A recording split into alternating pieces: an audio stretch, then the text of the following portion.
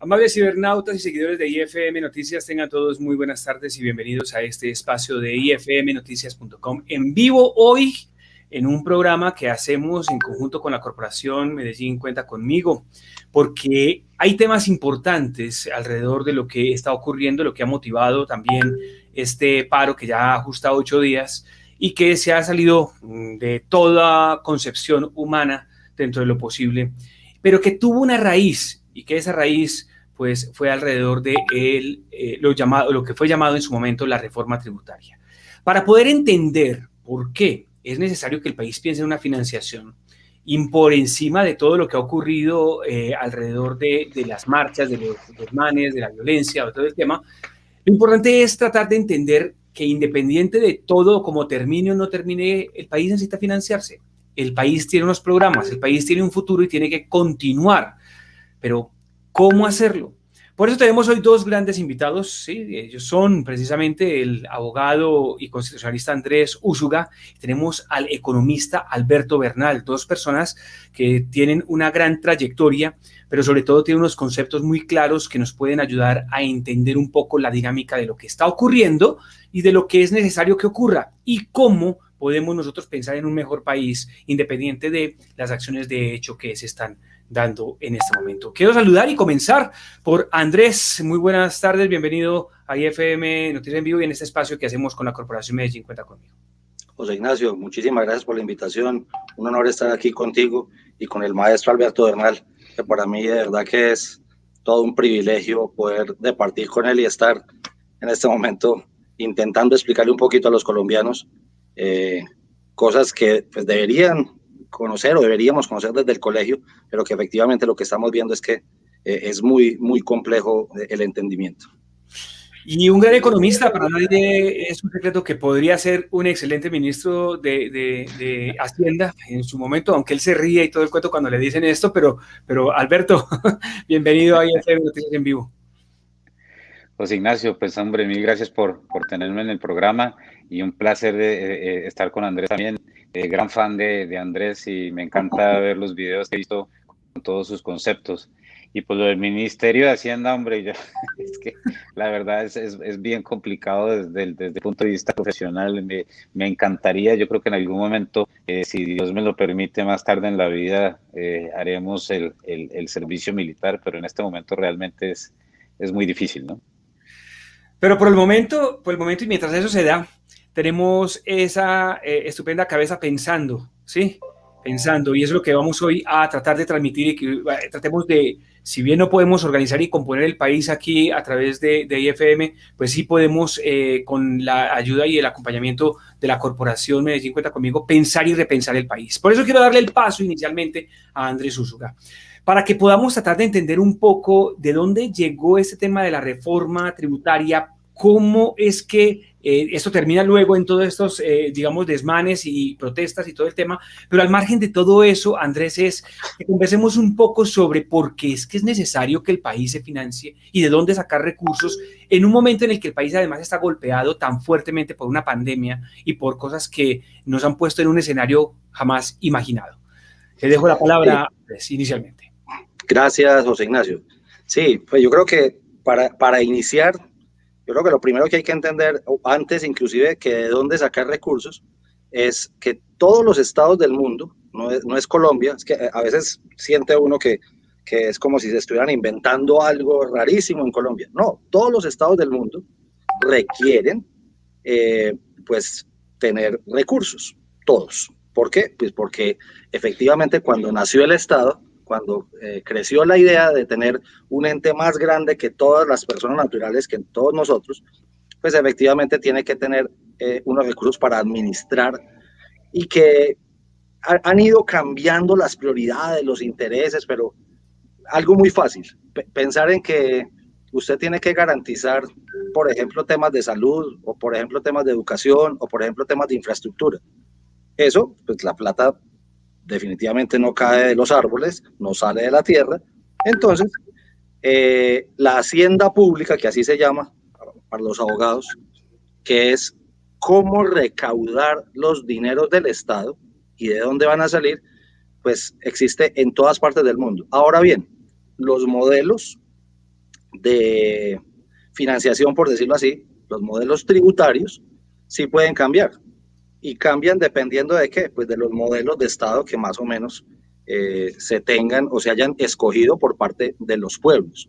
Nosotros tenemos un modelo ya desde hace muchísimo tiempo y básicamente, fíjate que la gente no ha entendido una cosa, entonces se pelea mucho contra una palabra cliché que es reforma, la reforma tributaria, reforma. Y lo que uno se pregunta es, ¿y qué es lo que hay que reformar? Básicamente no es una reforma, es un ajuste. ¿A qué? A la estructura tributaria del país. Y esa estructura tributaria del país tiene problemas. Claro que tiene problemas. Y los viene teniendo hace muchísimo tiempo. De hecho, la norma inicial con la que está construida como la base de la estructura tributaria del país para recaudar y para saber cómo se van a gastar también esos recursos, es un decreto por allá del 111 del 96. Entonces ya tiene muy buen tiempo, los tiempos cambian, y desde el 96 pues se han tenido muchísimas reformas tributarias. Lo que pasa es que aquí se volvió tristemente casi que una moda o que es un cliché. Todos los gobiernos van haciendo sus ajustes y sus reformas tributarias con el objetivo de ir enfocando desde dónde recaudan y cómo se gastan las cosas. Entonces, en pedagogía básica sería eso. Pero adicionalmente, desde el año 91, también es muy claro, y yo creo que es importante que la gente lo entienda, es muy chévere, decimos en Medellín, es muy bacano tener derechos, es muy cool pelear por los derechos, pero se nos olvida, o se les olvida a los ciudadanos, también hay deberes. Pero fíjate que la Constitución de nosotros tiene ese problema, puso los derechos muy adelante, y el artículo de los deberes, que invito a buscarlo, es el artículo 95, para los estudiantes de Derecho, de Economía, de Administración, todos los estudiantes que puedan ver este video algún día. Adicionalmente a buscar los derechos, que son, por ejemplo, los fundamentales que están del 11 al 41 de la Constitución del 91, busquen los deberes. Y en los deberes uno se entera de qué también tiene que hacer uno cuando nació, afortunada o infortunadamente, en la República de Colombia. Y en esos deberes, que es el artículo 95, se tiene algo muy particular. El último, voy a leer para darle paso al maestro Bernal. En el último numeral del artículo 95 existe ese deber. Qué tristeza que lo hayan puesto de último, porque yo, en mi concepto, debería ser casi que de los primeros. Lo voy a leer y doy el paso. Artículo 95, numeral 9. Contribuir al financiamiento de los gastos e inversiones del Estado dentro de conceptos de justicia y equidad. Punto. Ahí se los dejo. Es un deber de todo ciudadano. Es más, yo se lo explico a mi hijita que tiene 10 añitos y ya entendió.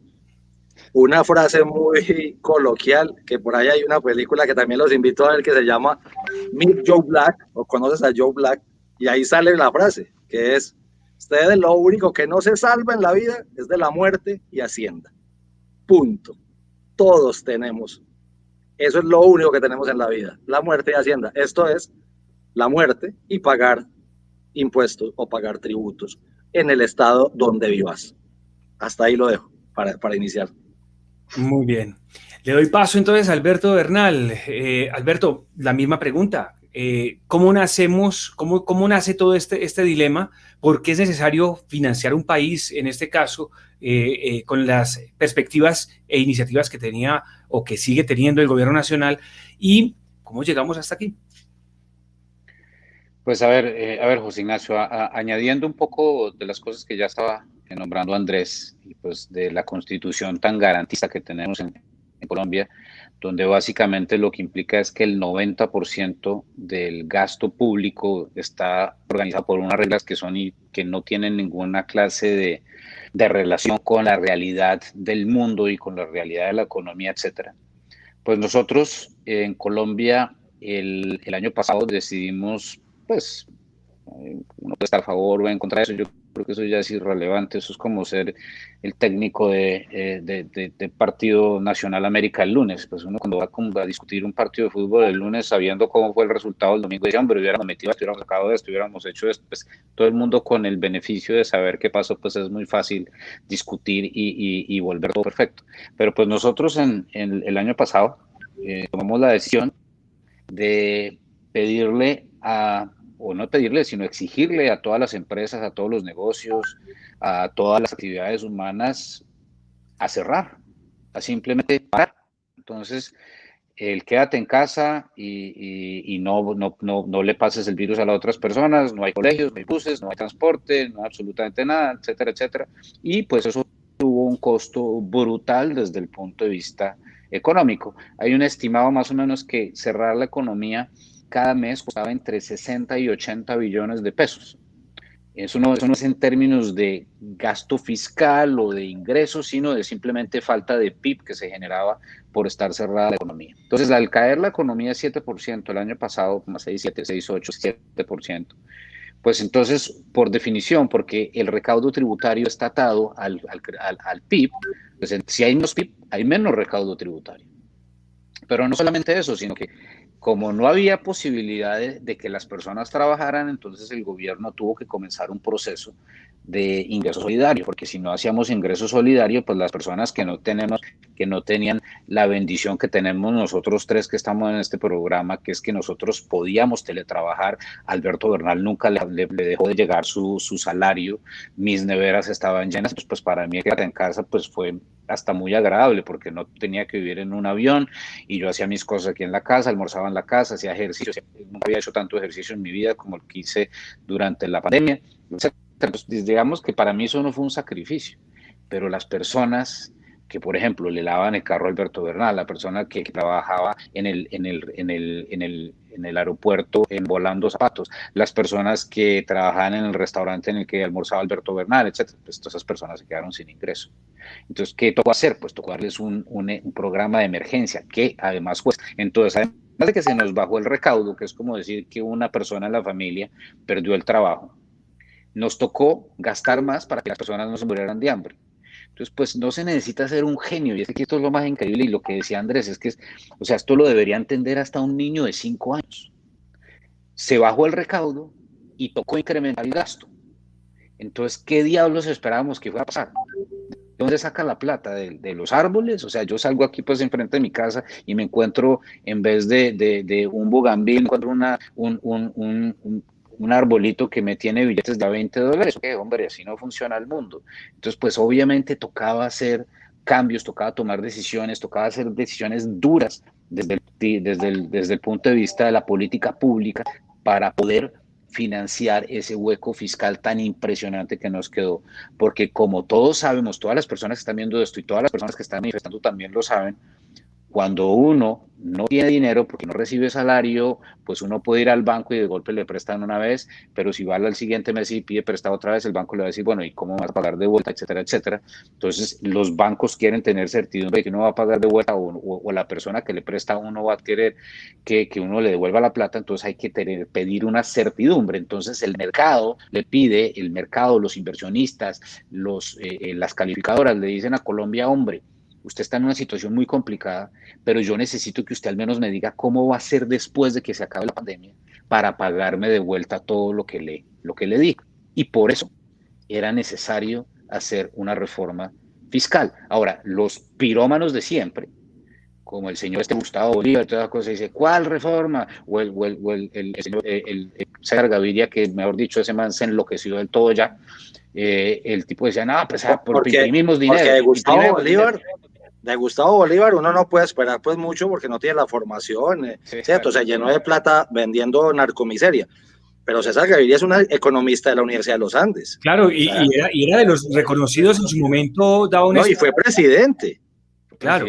Y ese señor debería saber que cuando el tipo dice vamos a imprimir dinero, digamos el Banco Central de la República que eso imprima 40 billones, 50 billones y cosas a la gente plata. A ver, por el amor de Dios, mire Argentina. Argentina y mire a Venezuela a ver en qué quedaron con esas políticas. Entonces, la irresponsabilidad es lo que más me molesta a mí de toda la situación en la que estamos viviendo ahorita, que es que esta gente debería tener un ápice de responsabilidad y de amor por su país para dejar tanta cantaleta, tanta basura que le sueltan a la gente y que la tienen en la calle, porque es que realmente no hay derecho. Si fuera tan fácil prender la maquinita, pues para que todo el mundo tuviera plata, no, pues hombre, ya, listo, se acabó, pues yo no vuelvo a trabajar nunca. ¿Para qué me voy a ir a levantar yo temprano a trabajar si me va a llegar aquí un cheque de $10,000 todos los meses porque me lo manda el Banco de la Reserva Federal? ¿Para qué diablos voy a trabajar? Pues así es un ¿Sabe que mundo me muy llama mucho fácil. la atención algo, maestro Alberto? Y es que las dos cabezas de los ataques a la reforma son economistas. Gustavo Petro es economista del externado y César Gaviria, economista de los Andes. Yo no puedo creer eso, ¿cierto? O sea, que siquiera que fuéramos abogados, que no somos expertos en macroeconomía, ni en los bonos del mercado, ni en, ¿cómo es que se llama? Lo que usted siempre estuvo explicando en estos días que es tan importante, las calificaciones. Las calificaciones de riesgo, exacto. La calificación de riesgo. Si uno no lo entiende, pues no sé, Germán Vargas Lleras, si no lo entiende, no importa. Si Gustavo Bolívar no lo entiende, pues no importa. Si el filósofo Iván Cepeda no lo entiende, pues no importa. La gente de la FARC, no importa. Pero dos economistas, creería yo que una de las dos mejores universidades del mundo, diciendo lo que dijeron, qué irresponsabilidad tan grande. O sea, yo no puedo creer eso. Es realmente atolondraante, la verdad. Yo diría, me utilizaría esa palabra porque es que, o sea, a mí lo que más sin sabor me deja es que, o sea, yo sí entiendo de dónde viene César Gaviria. César Gaviria no está buscando ayudar al país. César Gaviria lo que está buscando aquí es puestos es lo que está buscando. Y pues Petro es chavista y o sea, el guión del chavismo es muy sencillo. Esa es su esencia. Vuelva a nada el país y después llegue como Salvador y lo primero que hace es decir, vamos a hacer una asamblea nacional constituyente para acabar con los ricos y que todo el mundo sea rico y que todo el mundo tenga tierra y que entonces vamos a quitar la tierra a los terratenientes, etcétera, y todo el mundo aplaude, ay, qué belleza, sí, por fin, y igualdad, toda esa vaina, y de pronto, ¡pum!, lo mismo para el 99 en Venezuela. ¿Y qué pasó en 2021? Pues los venezolanos que votaron por Chávez, o los hijos de los venezolanos que votaron por Chávez, ahí pues pidiendo limosna en las calles de Bogotá, porque votaron por esa utopía patética que es la que venden estos personajes y que desafortunadamente se vende tan fácil, porque es que aquí lo difícil es ir en contra de lo fácil que es ese discurso, porque es que hablar de todo gratis es tan fácil. Es facilísimo, listo, todo el mundo, para todo el mundo gratis, no hay ningún problema, que pague la cuenta del rico ese del Bernal, listo. Y todo el mundo aplaude. Todo el mundo bravo, bravo, muy bien, sí, claro, que pague este man. Pues bueno, hasta que Alberto Bernal diga, bueno, listo, yo no pago más, yo me voy, porque si ¿para qué yo voy a gastarle pues la rumba a toda esta gente? ¿Qué saco yo? Pues yo más bien me voy a rumbear a Singapur, donde la gente sí respeta y donde todos pagamos. Porque aquí lo único que hacen es aprovecharse de mí y pues entonces ahí José Ignacio, ¿qué hace uno? Y por eso es que es tan jodido armar empresas en Colombia, porque es que la gente piensa que esto es como de la nada, sale de la nada. O sea, Luis Carlos Sarmiento Angulo comenzó el Banco de Bogotá de la nada. Sí, ahí, pum, punto. No que no le tocó trabajar, no. O sea, uno pregunta en Colombia sobre Luis Carlos Sarmiento Angulo y yo creo que el 95% de la gente dice ese tipo es un corrupto y ese tipo tiene plata es porque tiene conexiones. Nadie ha tomado un ápice de tiempo de su día para tratar de estudiar de dónde diablos viene ese señor. Ese señor lo que es un berraco que sacó adelante empresa a punta de harto trabajo y lo único que hace es generar empleo para Colombia y generar recursos, etcétera. Entonces el malo del paseo es este señor que genera tanto empleo y los buenos del paseo son los que quemaron pues ayer que casi queman a estos policías en la estación de policía porque pobrecitos, no es que no, a ver. Pero mire qué tan interesante, doctor Alberto, que a mí también me llama mucho la atención. Esas dos, aquí hay nombres que han sido satanizados durante muchísimo tiempo. Entonces, personajes como Luis Carlos Sarmiento y personajes como, no sé, Ardila Lule. Qué curioso, los dos no son economistas, son ingenieros, y los dos son egresados de universidades públicas. Fíjese usted. Y quien ataca el sistema democrático, el sistema financiero, el sistema fiscal nuestro, son personajes de universidades privadas, es más, de las universidades privadas más caras del país, como Gustavo Petro, inclusive como Jorge Robledo, que no es economista, pero habla mucho de economía, él es arquitecto. Entonces, queda uno bien confundido con eso, ¿no te parece? Sí, la verdad es que, a ver, es que realmente es difícil, otra vez, y yo insisto, ya una de las cosas que, pues mirándolo bien, otra vez, asumiendo que uno pues ya sabe lo que pasó, pues de golpe, sí, el Siendo presidente, profetas del pasado. siendo profetas del pasado, pues uno diría, sí, hombre, el presidente Duque no debería haber presentado esta reforma en este momento porque no se pudo vender bien, pero yo voy a insistir porque es que yo sé los números. La reforma que que tumbaron los vándalos y los manifestantes en Colombia, era la reforma más pro población pobre que se ha presentado en la historia de Colombia. Es quizás la única reforma tributaria que yo conozca que iba a definitivamente disminuir la inequidad en el país, generando una caída fuerte en el Gini. No lo digo yo, lo dicen todos los técnicos de economía que revisaron esta cuestión.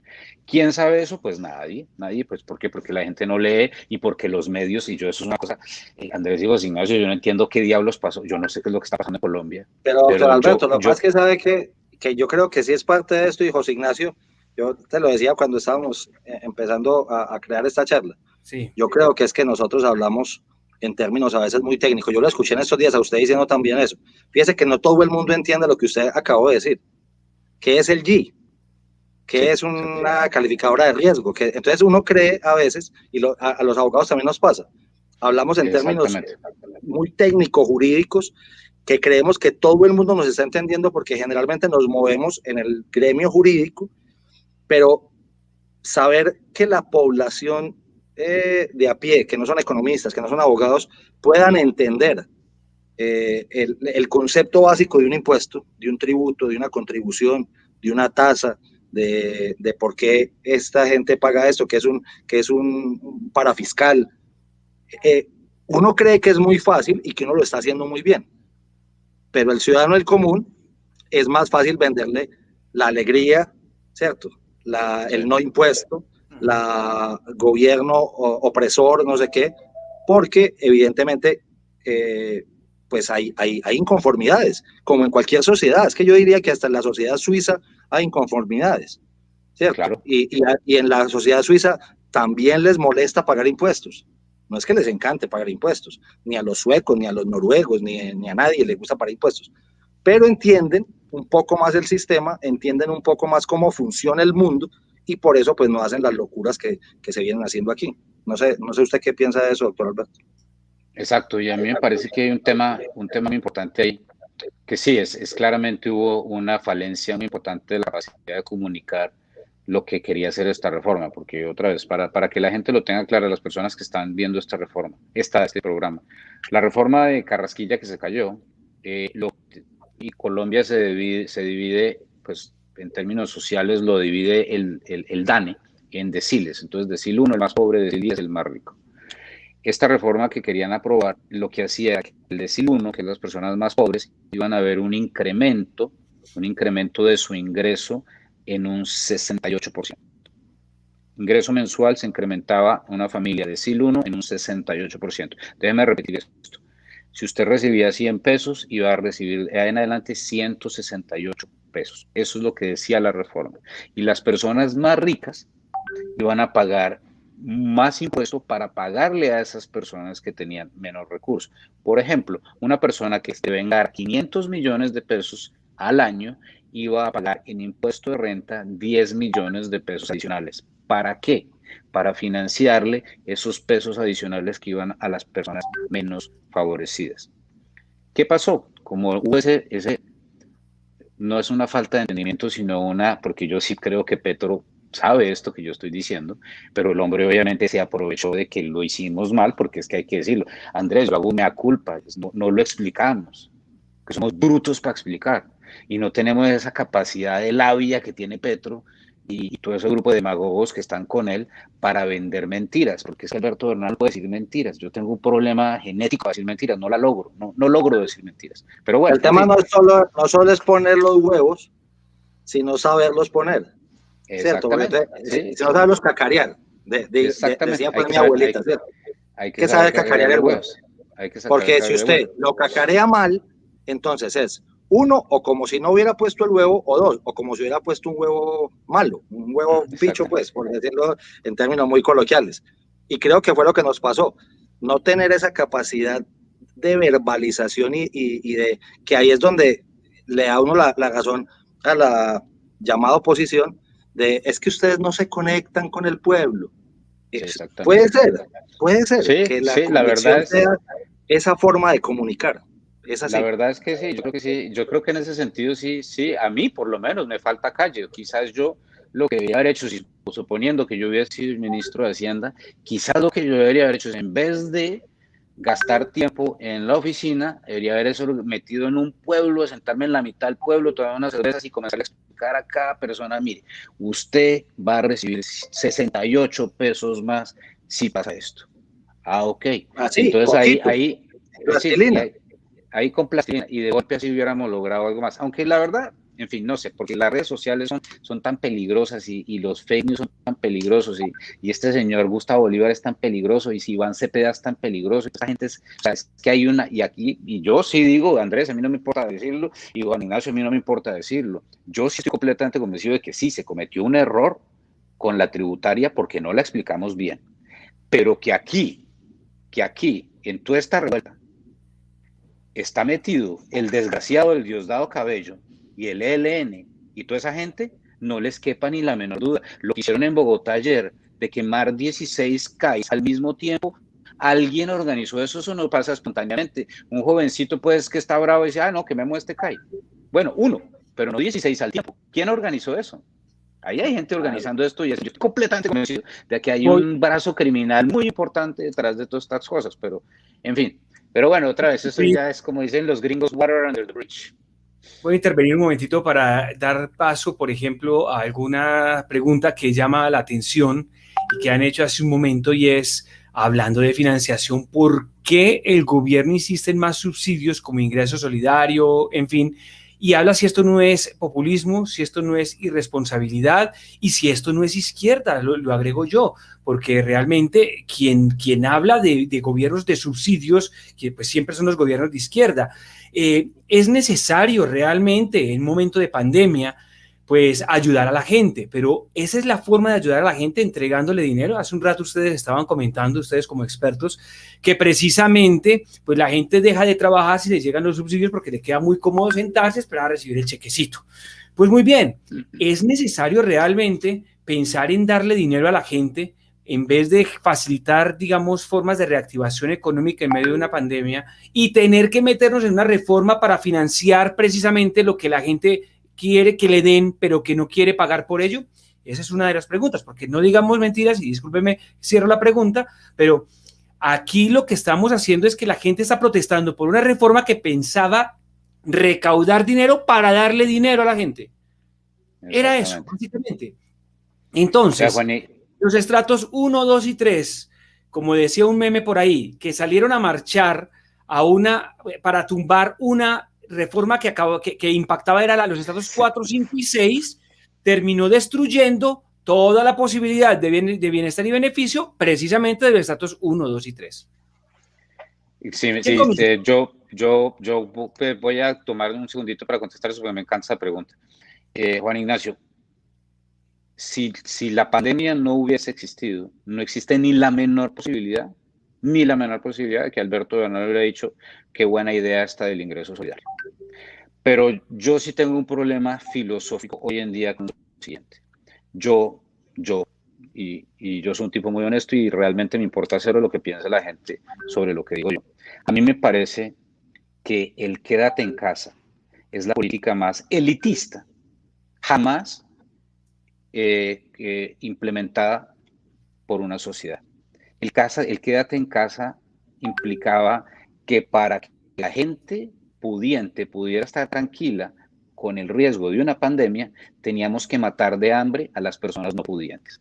Yo lo entendí así desde el principio y lo dije desde el principio. Y me gané una cantidad de insultos de todas partes. Esto a nivel hasta de familia, que no me podían ni ver. Este señor quiere matar a todo el mundo. ¿Cómo se le ocurre decir estar en contra del quédate en casa? Y yo decía, hombre, es que uno no puede mirar la salud pública solamente desde el punto de vista de una parte de la sociedad. Uno tiene que ver la salud pública desde todas las partes. ¿Qué pasa con los niños que están siendo abusados en Ciudad Bolívar, en una casa metidos en 20 metros cuadrados, 5 personas, y el tío comienza a abusar a la niña? ¿Qué pasa con la depresión de los niños? ¿Qué pasa con toda esta cantidad de cosas, esta barbaridad de mantener cerrados los colegios? Juan Ignacio, mantener cerrados los colegios no sirve para nada para controlar el virus. Eso nos lo dice absolutamente toda la ciencia, y en Colombia, por culpa de FECODE, ni siquiera hemos podido aceptar eso. Es que lo sabemos, la ciencia nos lo dice. Yo hubiera aceptado que se mantuvieran cerrados los colegios durante 2 meses. Mis hijos están en el colegio desde agosto del año pasado, presencial, nunca jamás dejaron ir al colegio, porque es que es apenas lo lógico. ¿Cómo vamos a matar el bienestar futuro de los niños por tratar de mantener un virus controlado, que además el quédate en casa no sirve, como se comprobó en Colombia, en Argentina, en Perú, etcétera, etcétera? No sirve, el quédate en casa no sirve para controlar la pandemia, es lo que dice la evidencia. Entonces yo estoy a favor del ingreso solidario por la única razón de que a mí me parece que es tan completamente irresponsable lo que hicimos con el quédate en casa, que le debemos a las personas informales, a los menos favorecidos, la posibilidad de comer.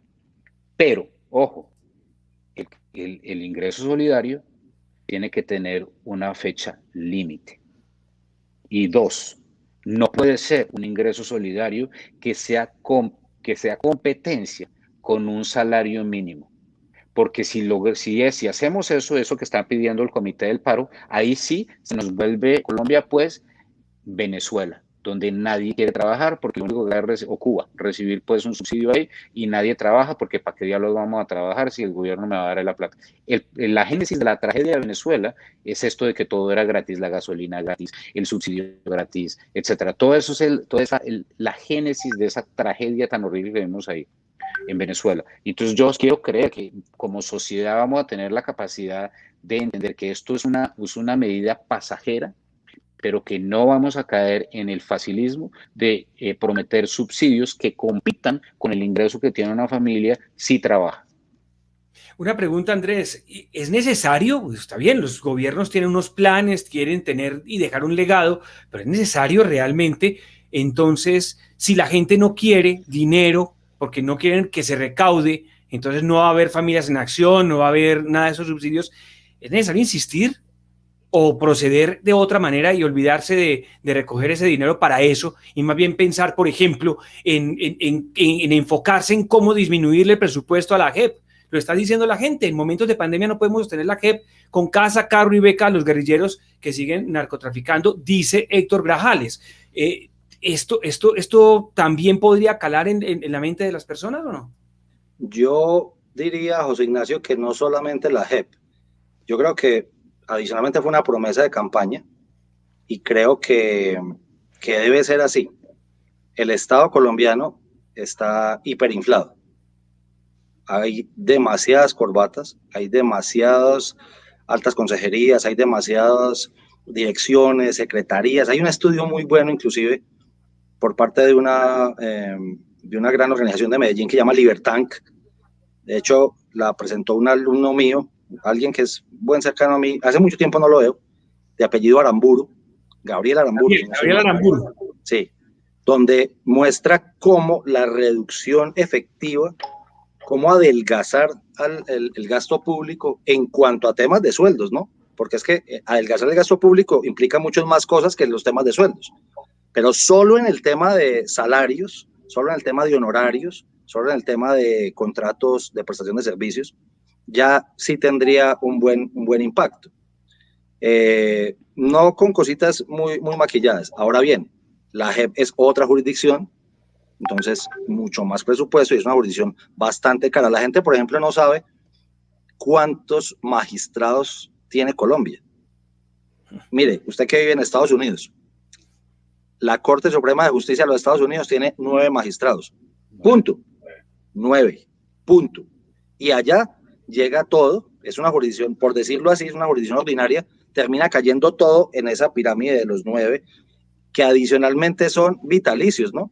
O hasta que se quieran retirar, como fue el juez Scalia, que murió hace unos pocos años. Acá tenemos Corte Suprema de Justicia, 23, y le sumaron 6 por la reforma que hicieron. Entonces hoy hay 29, más los magistrados auxiliares. O sea, redondéelo en 30 solo en la Corte Suprema de Justicia. 31 en el Consejo de Estado, más los magistrados auxiliares. Más 13 en el Consejo Superior de la Judicatura, que acabó de suspender la sala disciplinaria y acaba de quedar el Consejo Superior de Disciplina Judicial. Más la Corte Constitucional, que ahí sí son 9, más los magistrados auxiliares, más el fiscal general de la Nación, que depende de la rama judicial. Entonces, tenemos más o menos 77 magistrados titulares, más magistrados auxiliares. Eso es un gasto grandísimo. Pero, ¿qué debemos decir? Es que ellos no se dejan reformar. Es así de simple. Ni se dejan reformar los congresistas, o sea, el Congreso, para que reduzcan al Congreso, que es una propuesta que han hecho bastante. De hecho, varios partidos la han hecho. Reduzcan el Congreso, es bastante grande. Colombia tiene 45, casi 50 millones de habitantes y tiene muchísimos congresistas. No deberían ser tantos, debería reducirse, pero no se dejan reformar.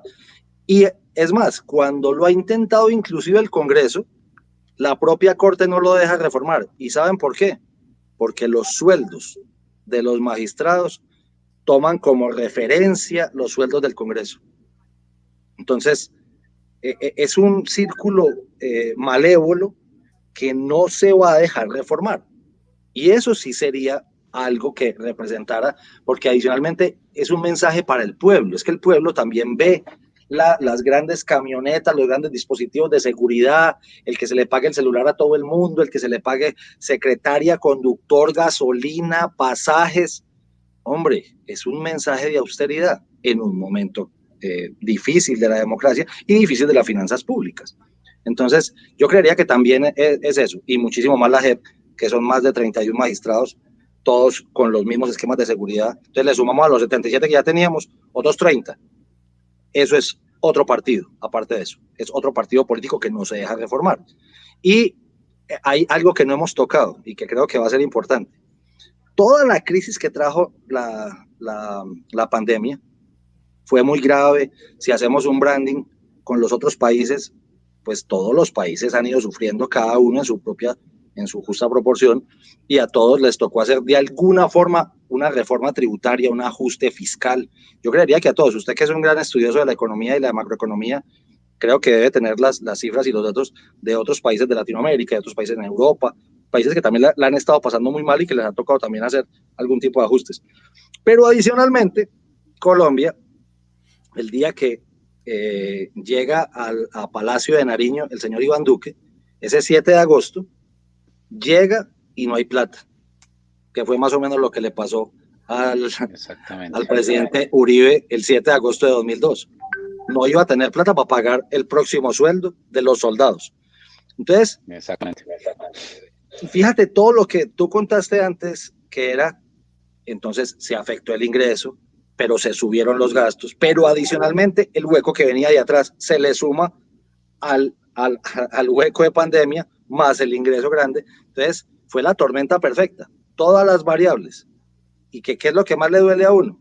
Los que más molestaron por el tema de reforma tributaria, sí aplaudieron las reformas tributarias del gobierno anterior y sí aplaudieron el gasto desaforado de un gobierno mano rota, como fue el gobierno anterior, que no estaba haciendo un gasto para beneficiar al país, estaba haciendo un gasto para comprar un Nobel. Eso también habrá que decirlo. Y lo compró y se lo vendieron.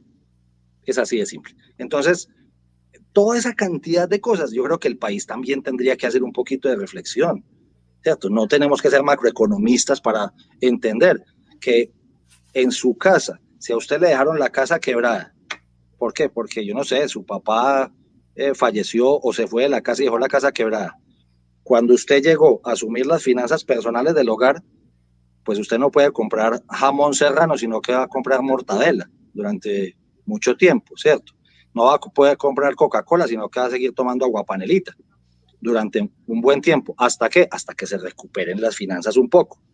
Pero si usted pretende seguir comiendo en todos los restaurantes todos los fines de semana, yendo a la finca todos los fines de semana, es que yo lo que siento es que nos ha faltado de pronto pedagogía desde la finanza del hogar, desde la finanza, ¿cómo decirlo?, cotidiana. Cotidiana, sí. Porque los términos económicos son a veces muy complejos. Economía de bolsillo. Exacto, la economía de bolsillo. Cuando usted le explica que le va a rendir más la platica. No, es que a mí no me gusta el jamón, yo seguiré comiendo mortadela. Pues sí, pero te va a alcanzar para comprar otra media librita de mortadela. Ya no vas a comprar media, sino que te va a dar para comprar otra media.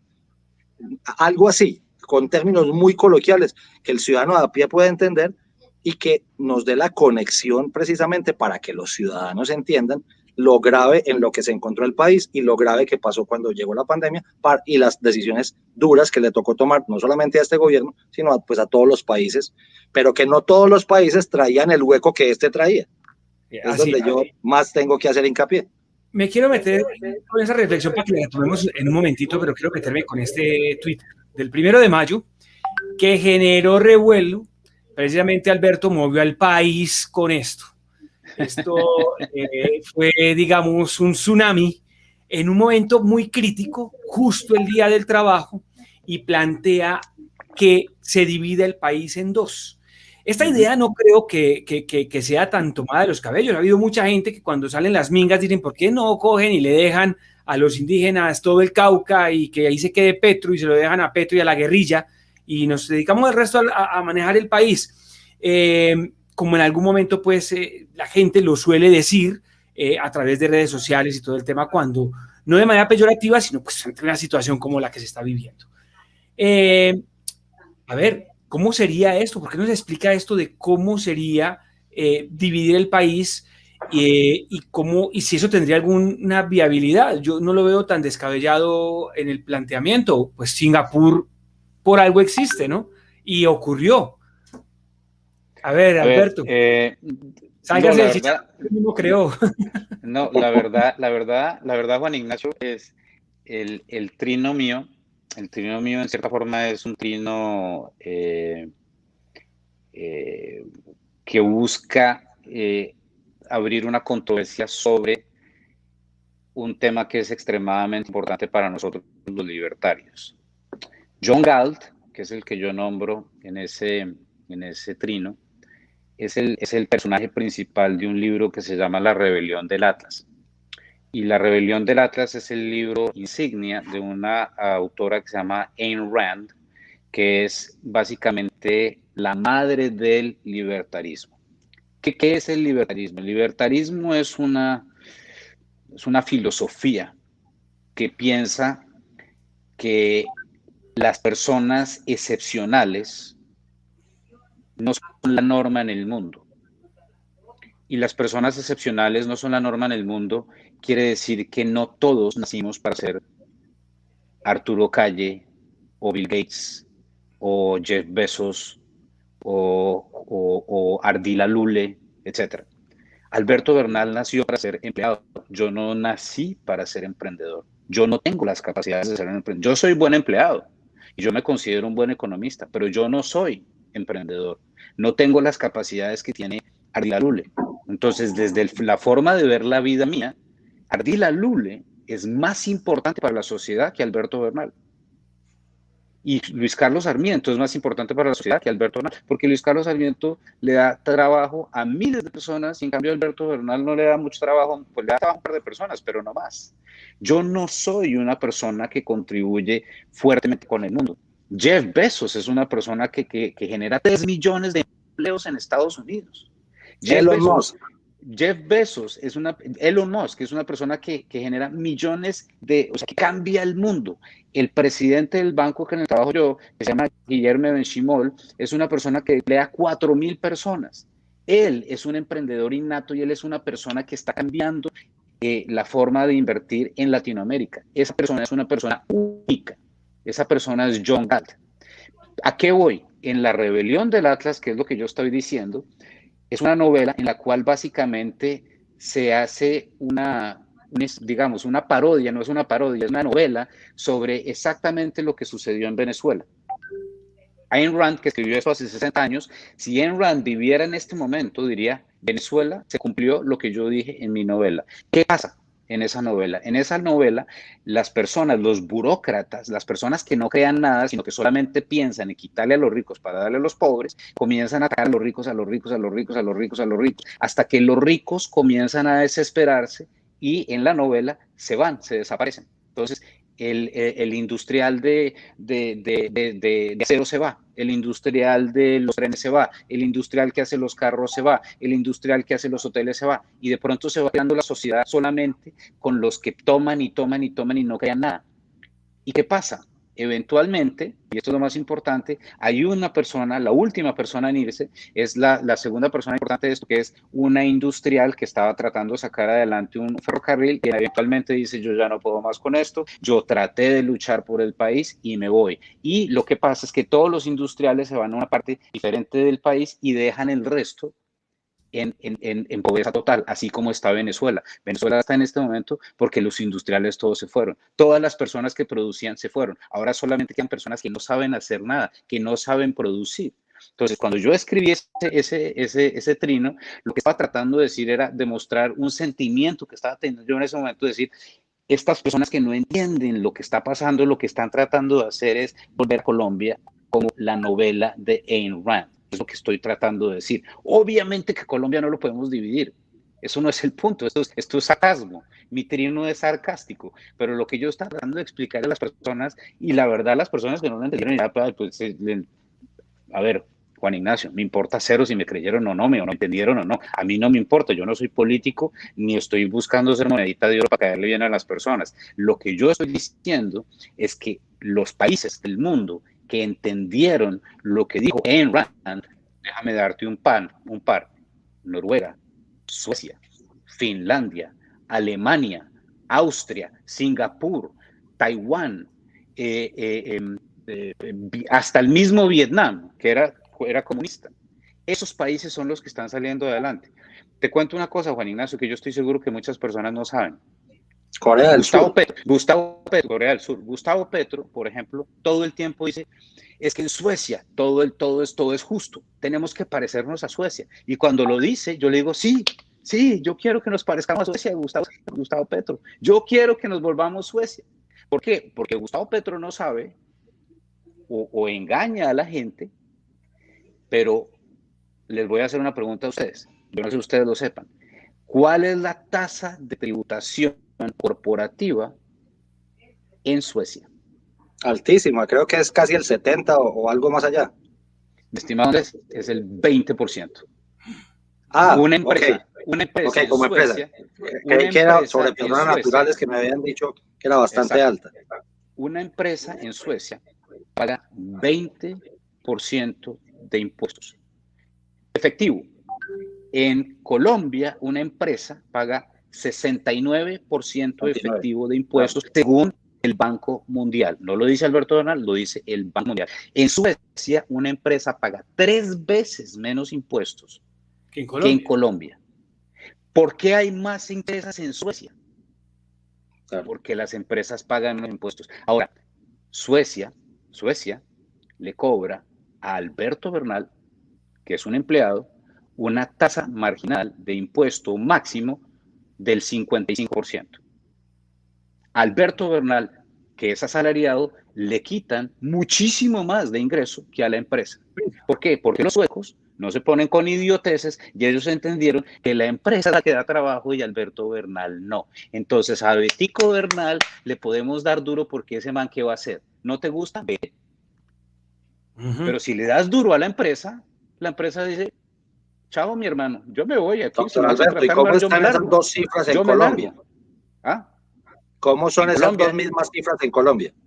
Pues ahí es donde lo interesante. Las personas, una persona que devenga 500 millones de pesos de salario en Colombia, hoy en Colombia, 500 millones, no puedo hablar de personas pobres, 500 millones de pesos en Colombia devenga, con tasa efectiva de renta el 21%. El 21%. En Colombia, una persona natural que devenga 500 millones de pesos. Si hubiese pasado la reforma que quería pasar Carrasquilla, esa persona hubiera pasado a pagar más o menos 22%. Alberto Bernal, que vive en Estados Unidos, la tasa efectiva de tributo, sí, subía 1,5 puntos. La tasa efectiva de tributación de Alberto Bernal en Estados Unidos es el 35% efectivo en este momento. Yo pago 35% de mi salario. Mi amigo Jarkko, finlandés, mi mejor amigo de la universidad, su tasa efectiva de tributación es el 55%. Ese man gana muy bien en Finlandia, pero le quitan el 55% de su dinero. El banco para el que trabaja Jarkko paga 20% de impuestos. El banco para el que trabaja Alberto Bernal en Estados Unidos paga 21% de impuesto corporativo. 21, otra vez, 2,1. En Finlandia, 2,5, 25% del banco en Finlandia, para que la gente entienda. Las empresas en los países desarrollados pagan muchísimo menos impuestos que las empresas en Colombia. Por eso en los países desarrollados hay más empresas. Por eso en los países desarrollados hay más empleo. Porque para que no se vayan, para que generen empleo.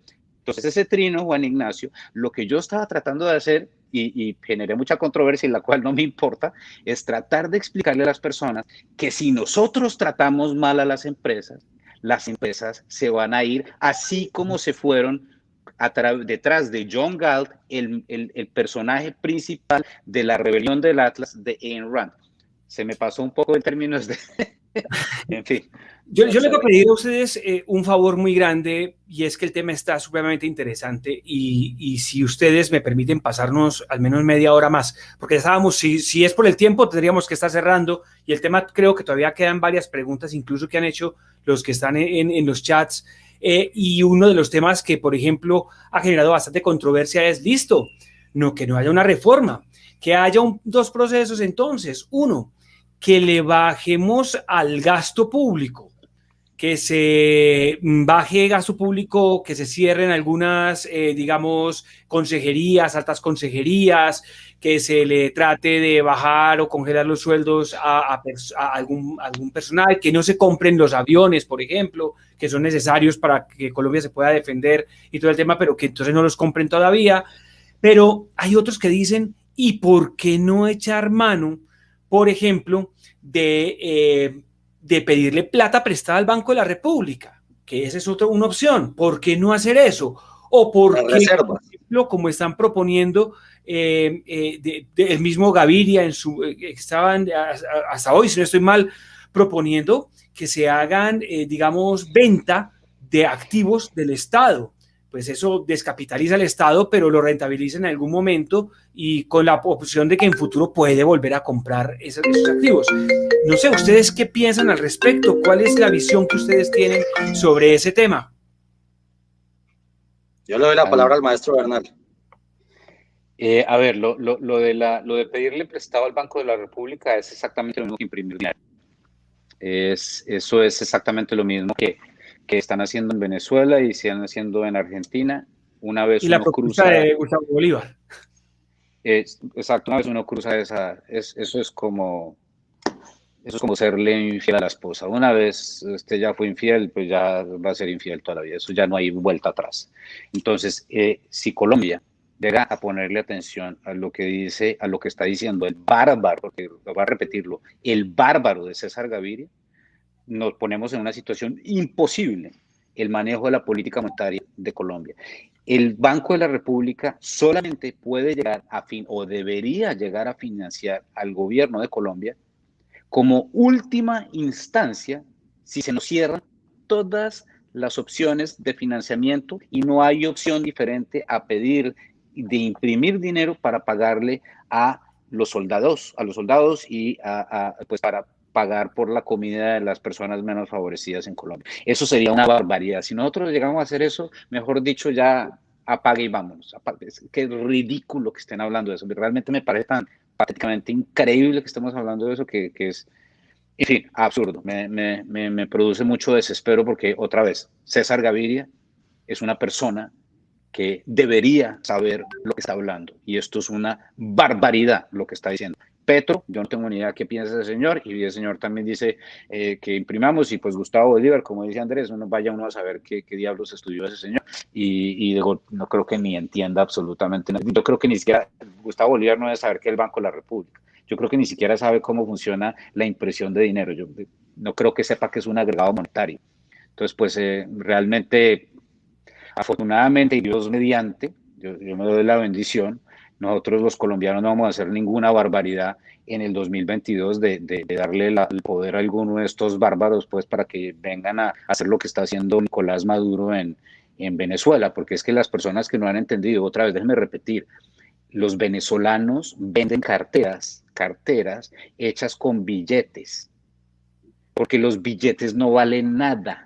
No valen nada, los billetes no valen nada, no valen nada. Así como son, como estamos en este momento, los bonos basura, ellos tienen papel basura por todos lados. Exactamente. Usted no sé cuánto tiempo hace que no vas a Bogotá. En Bogotá te venden fajos de billetes venezolanos en los semáforos, por lo que les quieras dar. Para el que no se ha enterado. Por 200 pesos, por 2.000 pesos. Le doy un billón de bolívares duros por 2.000 pesos.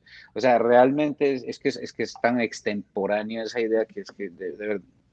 En fin, a veces dice uno, menos mal Colombia es el país del Sagrado Corazón, porque si no, mejor dicho, estaríamos en quién sabe en dónde. 17 horas. Andrés, Beatriz Rodríguez. Pero le preguntaría al maestro, ¿y lo de venta de activos?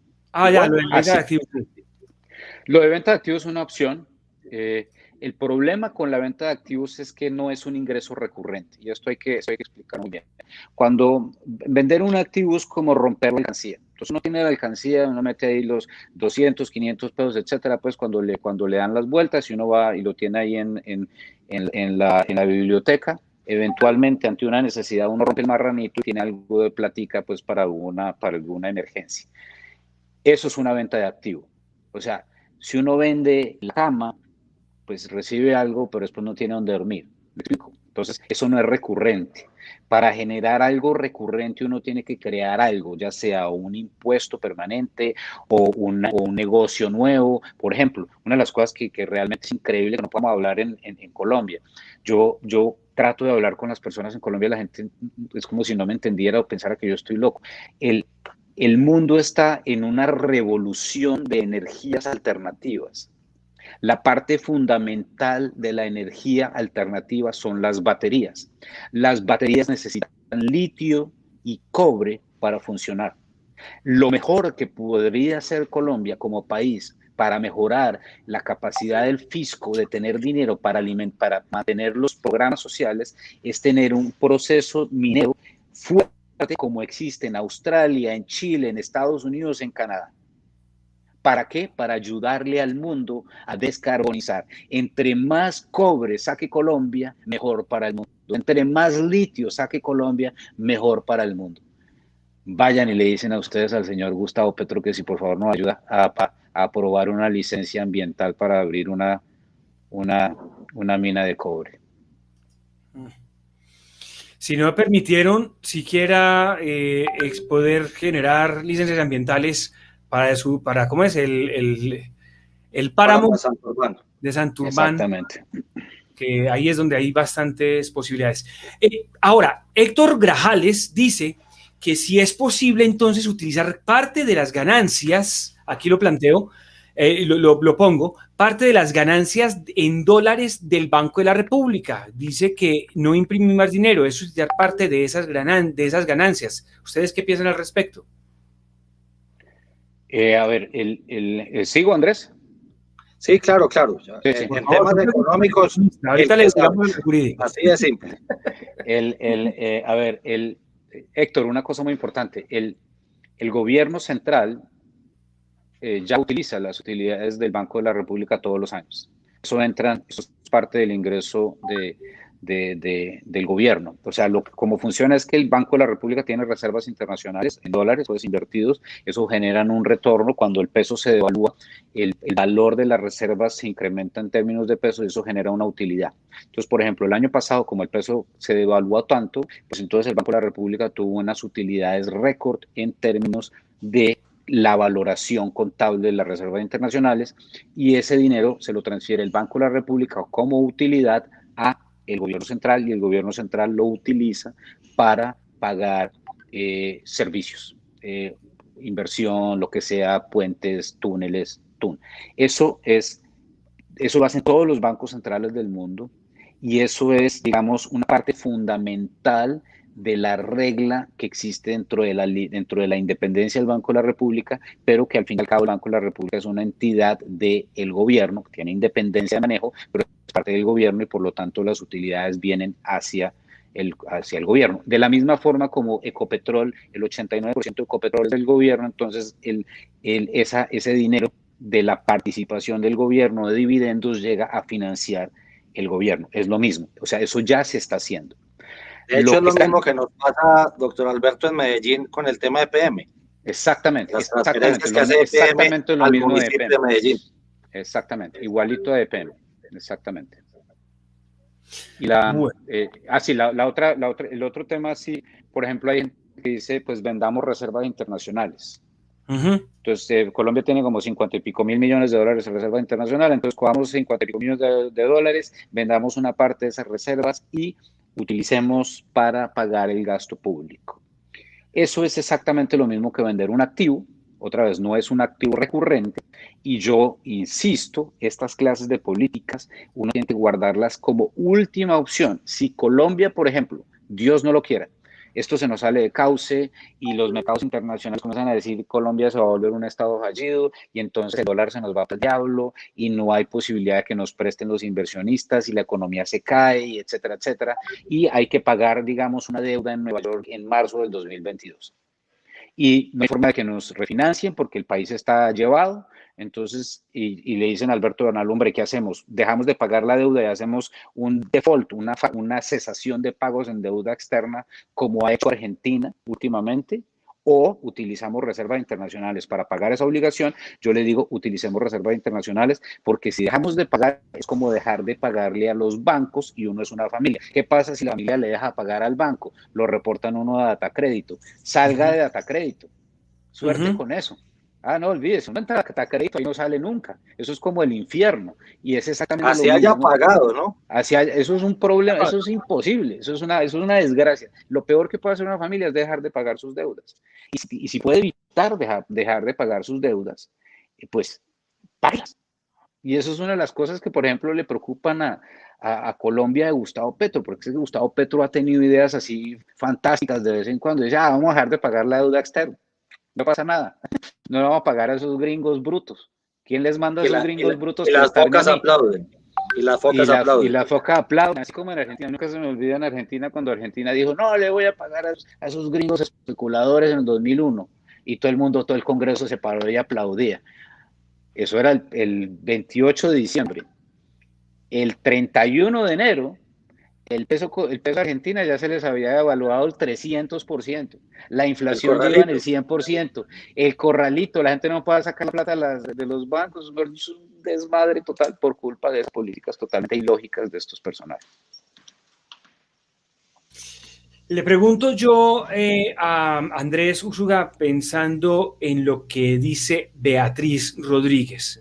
Rodríguez dice que perdone la ignorancia, pues no, partamos de que no hay ignorantes aquí, simplemente desconocedores de un tema en algún momento, pero dice, el presidente puede decretar bajar los salarios y recortar el Congreso como una fórmula para ahorrar, Andrés, desde lo jurídico. No, específicamente no, y te lo digo porque la estructura constitucional, eso también deberíamos todos saber desde el colegio, que la Constitución está por encima de todos los poderes, inclusive del presidente, así seamos un Estado presidencialista, inclusive por encima del Congreso e inclusive por encima de las Cortes.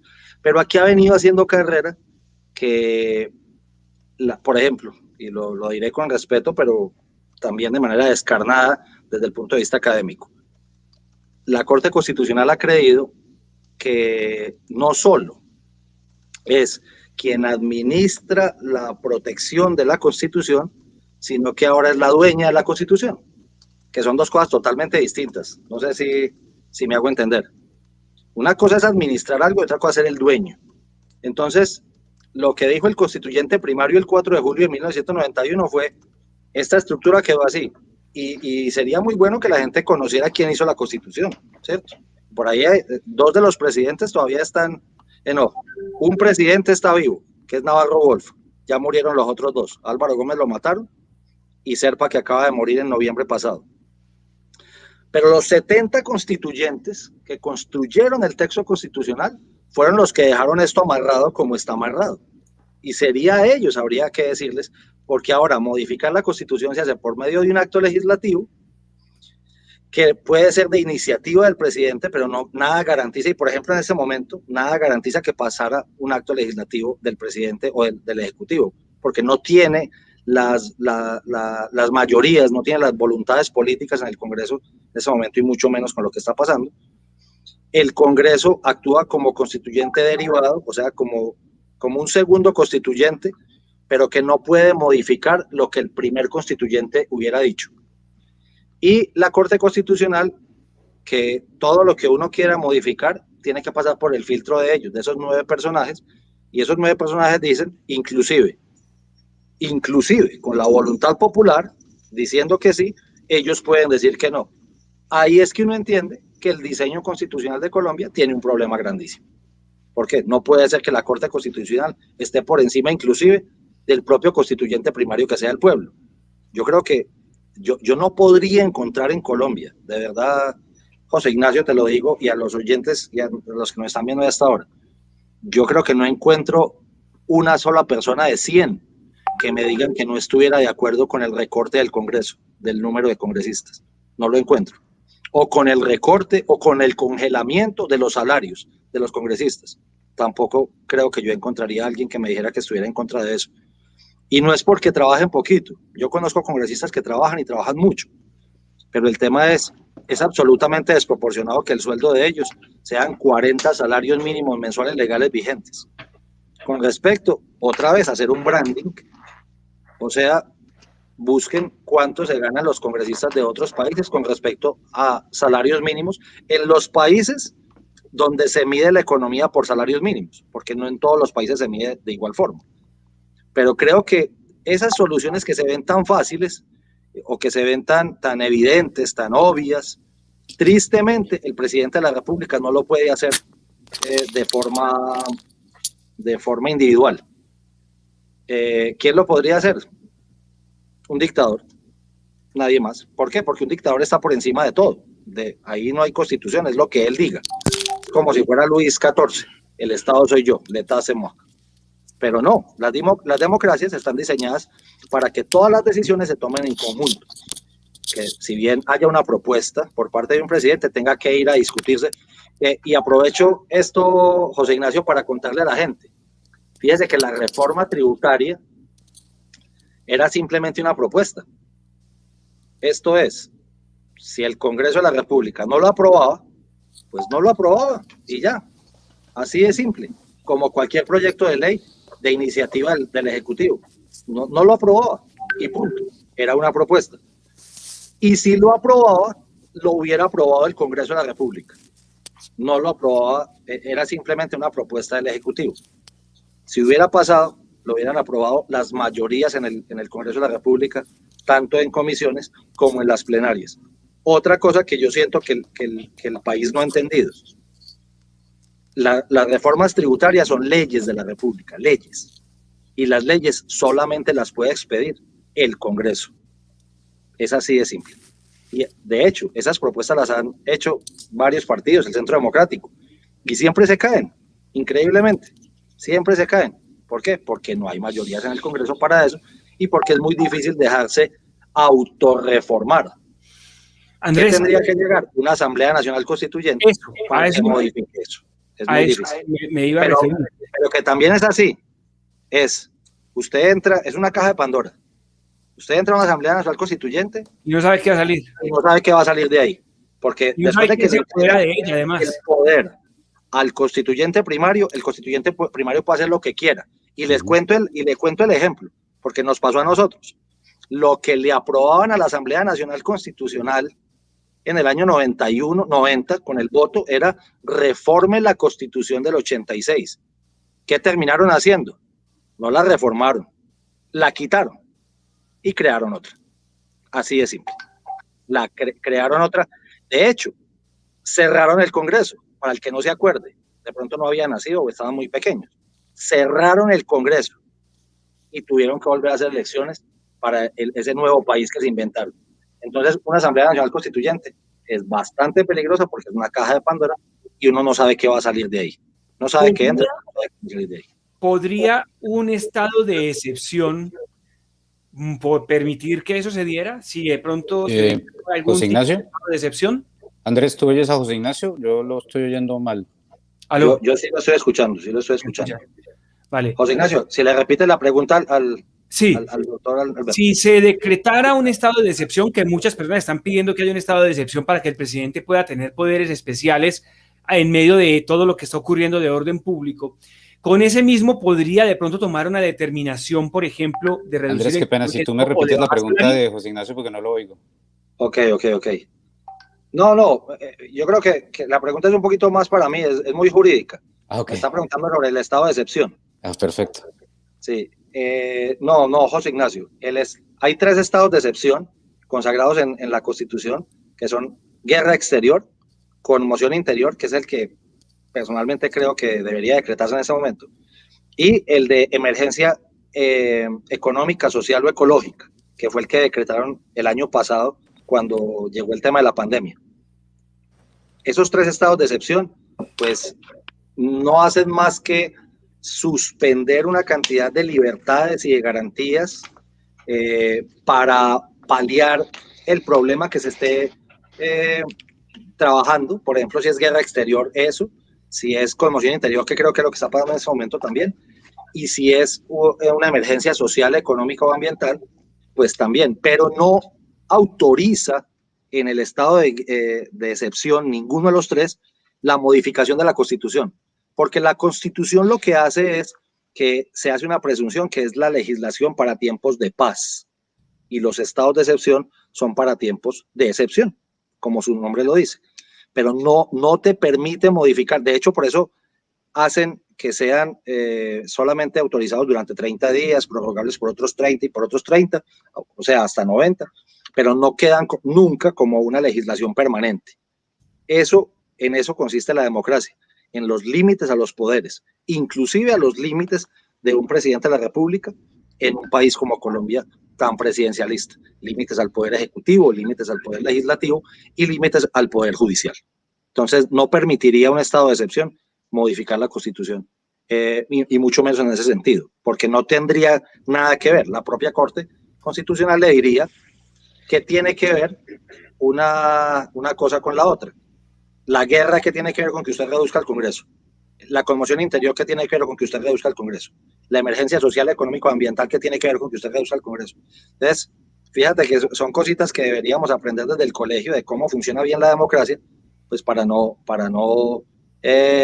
estarle exigiendo cosas a los gobernantes que de verdad pues no se pueden, a menos que modificáramos la Constitución. Quiero intentar ver si el audio ya, Alberto, me escucha de alguna manera, verificarlo, y si no, igual, pues la pregunta se la he hecho ya a través del interno, pero le quiero preguntar puntualmente es, ¿qué hacer para financiar entonces el país luego de este desgaste que ha tenido el gobierno nacional, el sacrificio de capital político que tiene, en donde muchísimas bancadas no se quieren ni siquiera reunir con él ahora?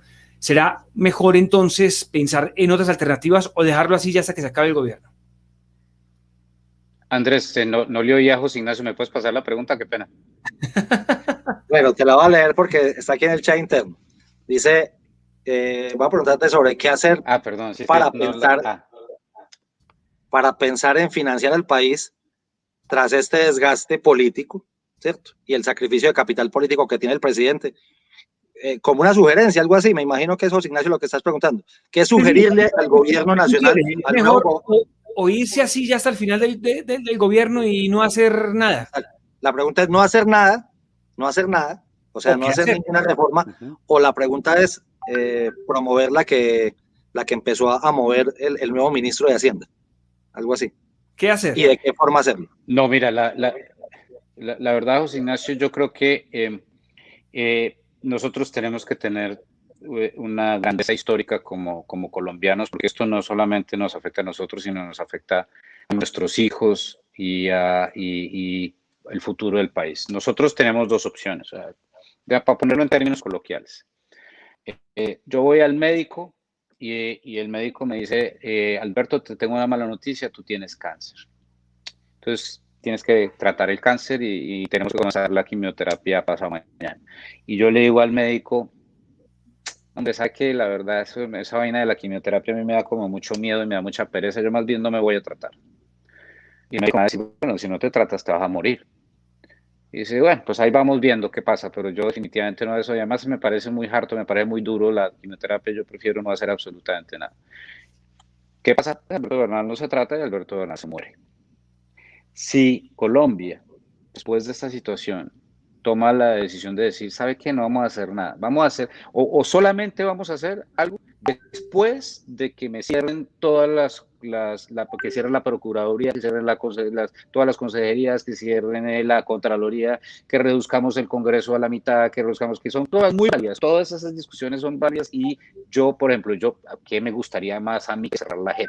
Por Dios, que cierren ese esperpento, qué maravilla, que cerremos que en vez de tener toda esa cantidad de cortes, tengamos solamente una corte como Estados Unidos. De acuerdo, yo quiero que eso pase también, me parecería lo máximo, pero todos esos procesos se demoran mucho tiempo. Y esto es para mañana, o sea, nos enfermamos y tenemos que encontrar una solución ya. Entonces, lo único que podemos hacer como ciudadanos responsables es entender que hay una premura para actuar. Y aquí solamente hay dos opciones. O buscamos ingresos o buscamos ingresos. Porque la tercera opción es no hacer nada, y al no hacer nada, el mercado internacional y la gente que está invirtiendo en Colombia dice, no, estos tipos no tuvieron la interés de aceptar que estaban en una situación muy grave, por lo tanto, yo fondo... ¿En eso es que consisten los bonos basura? Exactamente, entonces el fondo X o el fondo Y, el fondo Z, entonces, por ejemplo, uno de los fondos que invierte mucho Colombia, el Fondo Soberano de Singapur.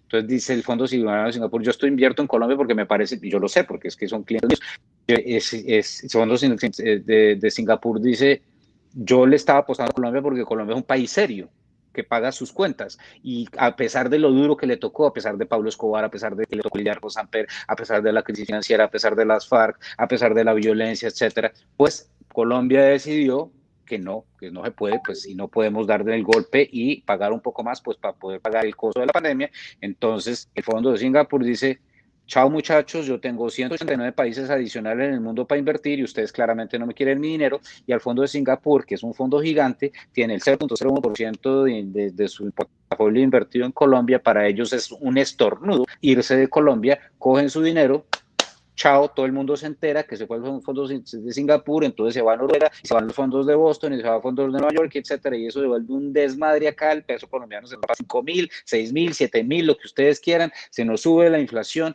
¿cómo nos financiamos? Y dentro de 6 meses vamos a estar mirando y dice, oiga, tal vez sí deberíamos haber hecho algo. Oiga, Alberto Bernal, tal vez sí se debería haber hecho la quimioterapia en el momento. Entonces yo voy al médico otra vez y digo, ¿sabe qué? Cambié de opinión. Y el médico me dice, ya está muy tarde, ya que ya va a morir igual. O sea, si hubiera tratado en el momento de que era, pues controlábamos el tumor, pero usted ya llegó tarde y no le dio la gana de hacer la tarea, pues entonces ya se va a morir. Literalmente esa es la situación. Entonces, nosotros los colombianos, o nos ponemos la camiseta y le explicamos a la gente, porque esto hay que explicárselo a la gente, que necesitamos ese recurso para poder pagar por los programas sociales, porque la gente no nos va a seguir prestando, porque Colombia se endeudaba el 2% del Producto Interno Bruto y este año se va a endeudar el 9% del Producto Interno Bruto. Es una barbaridad lo que está sucediendo. Y no es culpa de nadie, es culpa del pinche virus que llegó a matarnos. Esa es la realidad. Entonces nosotros tenemos que poner responsabilidad y entender que esa es la situación. La Asociación Nacional de Industriales ya dijo, mire, La reforma Carrasquilla, muy bien intencionada, no funcionó porque la gente no la entendió. Entonces, los industriales, porque nosotros sí entendemos las connotaciones de que nos quiten el grado de inversión, yo pongo el pecho. O sea, que ustedes, señor del Senado, pasen una ley en la cual nos suben los impuestos a este pecho, los industriales. Yo voy a pagar por la cuenta, esperando que ustedes en el futuro al menos tengan la decencia de darme las gracias. Eso es lo que están diciendo los industriales. Lo Si acaba de los decir políticos de Bruce Colombia, McMaster, ¿no?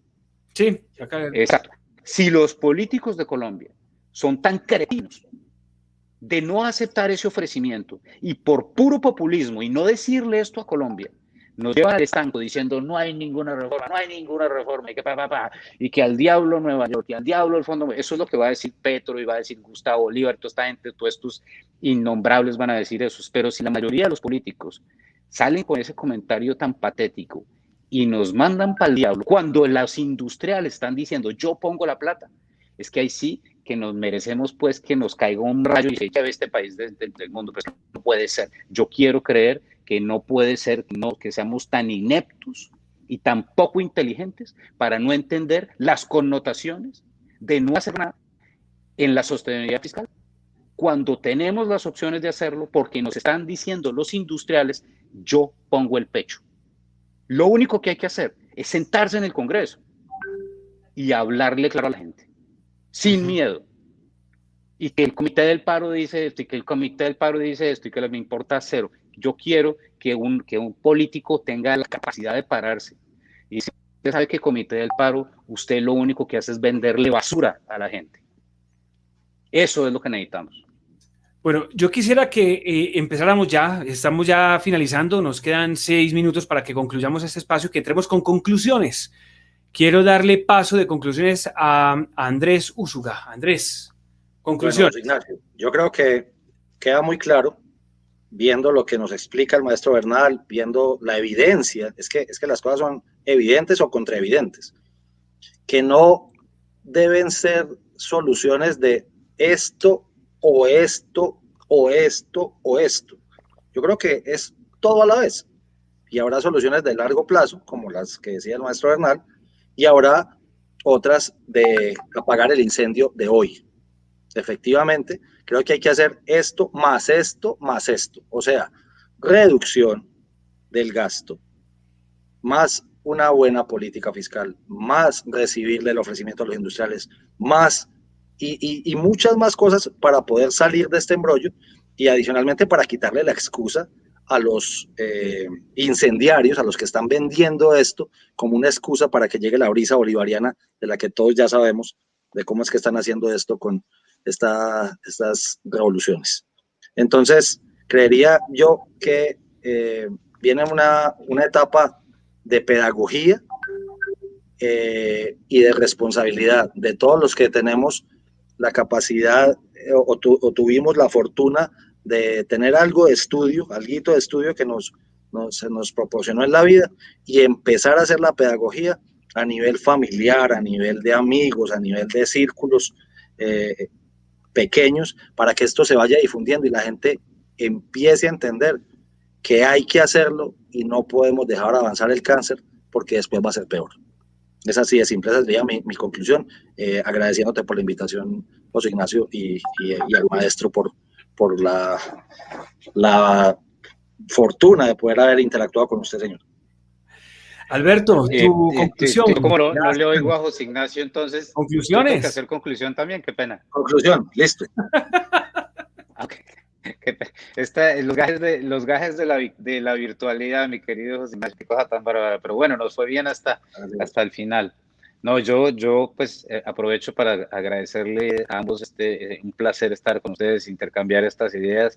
Yo les cuento que yo el otro día, hace un par de semanas, estaba aquí en la casa viendo toda la conversación de toda la reforma tributaria y lo difícil que estaba, todavía no ha comenzado este bololó tan complicado. Y mi esposa me mandó un video de Andrés hablando en un programa en Teleantioquia. Y me dice Cristina, mi esposa, me dice, mira este tipo, mira cómo habla de bien. Y yo me puse a ver el video y puse, ¿sabes? Este man la tiene clara. que me acuerdo perfectamente, dice que Duque podía haberle dejado este chicharrón al siguiente, punto. Lo que está haciendo un tipo extremadamente responsable. Me acuerdo que me dijo Andrés, el contrario de la irresponsabilidad, sin la I, responsabilidad, era lo que estaba haciendo el presidente Duque al mostrarle a Colombia lo que había que hacer. Y yo creo que eso es el mensaje que tenemos que darle a las personas. Yo sé que todos estos temas son complicados. Yo sé que la gente está desesperada con la pandemia. Yo sé que la pandemia ha sido horrible en Colombia. Yo sé que la gente no aguanta más en el apartamento y la economía está al diablo. Yo creo que la gente mira y dice, esto no tiene futuro. Y ve estos maniáticos tratando de meterlo al Congreso y toda la vaina. Pero yo les digo una cosa. Siempre, siempre antes del amanecer es el momento más oscuro de la noche. En este momento estamos en el momento más oscuro de la noche. De esta vamos a salir. Colombia salió de Pablo Escobar. Colombia salió de Ernesto Samper. Colombia salió de la crisis del UPAC. Colombia salió de la crisis con las FARC. Colombia tuvo la bendición de que en el 2002 elegimos a Álvaro Uribe Vélez y nos sacó este país pues como un cohete. Colombia pasó de perder el grado de inversión a recuperar el grado de inversión. Colombia tiene una capacidad humana impresionante, tiene unos industriales que son unos berracos, unos emprendedores que son unos berracos, unos campesinos que son unos berracos, una gente que se levanta a las 4 de la mañana para trabajar y se acuesta a las 9 de la noche, que se monta en un bus 4 horas al día para ir a trabajar y darle sustento a sus hijos. Colombia es una berraquera del lugar. No podemos dejar que esta situación única, una vez en 100 años, nos mata el espíritu. Las pandemias vienen una vez cada 100 años y es horrible, siempre ha sido horrible, mucha muerte, mucha tristeza, mucha cosa, pero la humanidad sale adelante. Si la humanidad salió adelante en la pandemia de 1420, 1520, 1620, 1720, 1820, 1920, ¿cómo no vamos a salir adelante la del 2020 si tenemos vacuna? Y que la gente dice, ese Duque es una bestia, no consiguió vacunas. Falso. Lo que pasa es que Duque compró la vacuna después de Chile y de Israel, porque por legislación, y esto lo sabe perfectamente Andrés, si Duque compra una vacuna que no sabía si iba a funcionar, eso se llama detrimento patrimonial. El hombre no va a pasar 40 años en la cárcel, pues va comprando una vacuna sin saber si funciona o no. Duque tenía que esperar, el ministro de Salud tenía que esperar que el Food and Drug Administration de Estados Unidos dijera que esta vacuna funciona. Pero habían hecho las negociaciones antes, las vacunas están llegando 2 meses después de Chile, sí, de acuerdo, pero era muy peligroso comprarlas así como las compró Chile. ¿Por qué pudo Chile? Porque Chile tiene una legislación diferente. ¿Por qué pudo Israel? Porque Israel tiene una legislación diferente. Pero de aquí a final de año, acuérdense de mí, Juan Ignacio, Andrés, acuérdense de mí. Es más, mucho antes que final de año, vamos a tener a todas las personas en edad de vulnerabilidad, van a estar vacunadas. Acuérdense, para julio, ustedes van a ver que la gente va a decir, oiga, están vacunando 260,000, 280,000 personas diarias. No estamos ni tan mal. Hoy vacunaron 200,000 y cuando estos vándalos se quiten o lo saque el ejército, pues van a seguir vacunando a la gente. Estos vándalos están dejando que le pongan las vacunas a la gente. Es que es increíble estos tipos. O sea, Gustavo Petro es el culpable de todo esto, pero no podemos dejarnos ganar de estos vándalos. Estos son 20,000 desgraciados dentro de 50 millones de personas. No podemos quedarnos ahí pues en la nada. Vamos a lograr salir de esto. Y una vez hagamos esto, porque vamos a salir, vamos a estar en una situación como estamos en este momento acá. Yo les cuento, termino con esto. Juan Ignacio, Andrés. En esta ciudad ya no hay COVID. En Estados Unidos, en Miami, todas las personas que se quisieron vacunar ya se vacunaron. En esta ciudad todo está normal. Los restaurantes están normal, los supermercados están normal, todo el mundo sigue poniéndose la máscara, pues sí, está bien, es incómodo, pero no importa. Pero la gente ya no está asustada, porque es que cuando uno le pone la vacuna ya se quita el 100% del riesgo de la muerte. Si le da COVID, pues sí, le da dolor de cabeza, queda 2 días en la cama, pues no importa, no se muere, eso es lo importante. Esas vacunas están llegando a Colombia, van a llegar varios millones de vacunas en mayo a Colombia. ¿Por qué? Porque en Estados Unidos ya se vacunó todo el mundo. Todo el mundo se vacunó en Estados Unidos. Pfizer está produciendo 16 millones de vacunas semanales. Moderna está produciendo 10 millones de vacunas semanales. Como ya en Estados Unidos no están usando, eso todo va a comenzar a bajar. Hay un exceso de 60 millones de vacunas en este momento en Estados Unidos que van a comenzar a bajar, y no en meses, en días, en semanas. no perdamos la esperanza. Si perdemos la esperanza, ahí sí ya acabó todo, porque se nos suben estos demagogos al poder y ahí sí, igualito a Venezuela, y no hay cómo salir de allá, porque una vez suban estos tipos, no los baja nadie. Así es. Pues nada, agradecerles a ustedes por estar aquí en este espacio con nosotros. Mil gracias de verdad y por este contacto y apoyo que han tenido con todos los que son seguidores de IFM Noticias, y agradecerles también en nombre de la Corporación Medellín Cuenta Conmigo, con quien estamos haciendo este programa. Gracias de verdad por haber estado con nosotros en esta hora y 33 minutos que hemos estado compartiendo con quienes nos van a ver. Y nos están viendo y nos van a ver, ¿no? Porque esa es la invitación en un momentito. Que estén bien ustedes, cuídense mucho. ¿Sí? Gracias. Yo no me disculpo, José Ignacio, no te doy la despedida, pero asumo que nos estábamos despidiendo. Lenguaje un placer, mil gracias por todo, mil gracias. Sí, exacto. Es de lenguaje de señas. Y Andrés, estamos viendo. Vamos a salir adelante. Gracias, Nacho. A ustedes mil gracias por haber estado con nosotros el día de hoy en este espacio. Vamos a continuar haciendo más conversatorios, más temas técnicos, más explicaciones a través de esa área de formación pedagógica y capacitación de la Corporación Medellín Cuenta Conmigo, que es quien se encarga además de planear estos contenidos ya específicos, y que vamos a hacerlos a través del espacio de IFM Noticias en Vivo, que se abre pues para también estos temas.